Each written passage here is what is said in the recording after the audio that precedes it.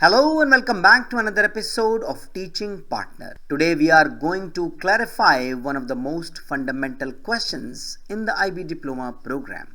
What is the real difference between higher level and standard level courses? Let's begin with unites both levels. Every IB course, whether taken at SL or HL, shares the same core philosophy and foundation. Students at both levels study the same core concepts, engage with the same subject aims, and develop the same foundational skills. Both SL and HL students also complete internal assessments and sit for external examinations. So regardless of level, every student is getting a genuine IB experience. Let's discuss the differences.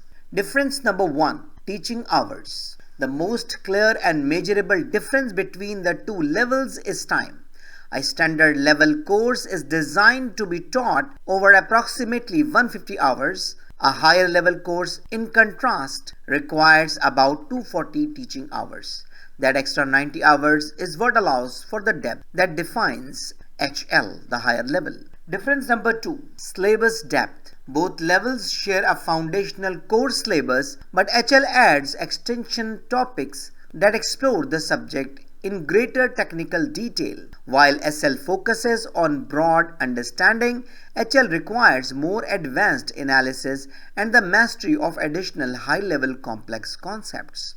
Difference number 3, exam structure.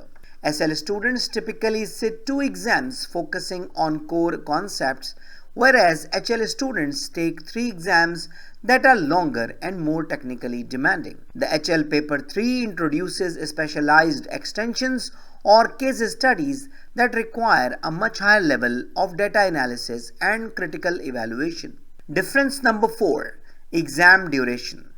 SL exams are generally shorter and feature more direct questions to assess basic competency, whereas HL exams are significantly longer and more rigorous, often requiring extended responses to test your mental endurance and deep technical knowledge. Difference number 5, cognitive skills and evaluation. SL emphasizes the understanding and application of core theories in standard contexts. HL demands higher order thinking, requiring students to analyze, synthesize, and evaluate information in unfamiliar or abstract scenarios. Difference number 6, workload. SL is designed with a manageable workload to allow for a broad academic focus. HL is considerably more demanding, involving 20 to 30% more content, extra readings, and more frequent assessments. Difference number 7, internal assessment. Most subjects share the same IA task, but HL students face stricter marking criteria and higher expectations for depth. In some subjects like English or global politics, the HLIA is an entirely separate or additional project. Difference number 8, maximum scores. Both levels contribute equally to your diploma, with a maximum of 7 points available for each. There is no bonus for taking an HL. A 7 in SL carries the same mathematical weight as a 7 in HL for your total score. Difference number 9, university admissions. SL provides the required breadth for a diploma, but HL is often mandatory for specific majors.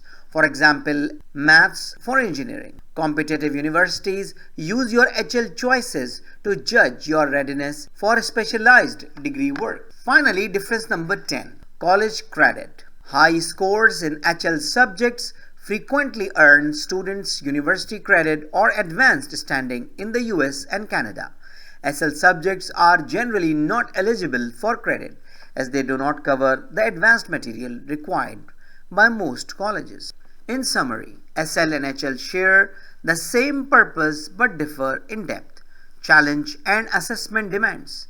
SL offers a broad, engaging exploration of a subject, while HL pushes students to engage with more complex material and demonstrate higher level thinking.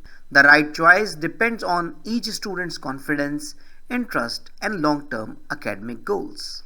So that's all for today. I hope you enjoyed the video. I hope this video is very useful for you. So thank you very much. If you have any question, query, or you need any support for making a decision, don't hesitate to write an email to theteachingpartner@gmail.com. Thank you very much and see you in the next video. Goodbye.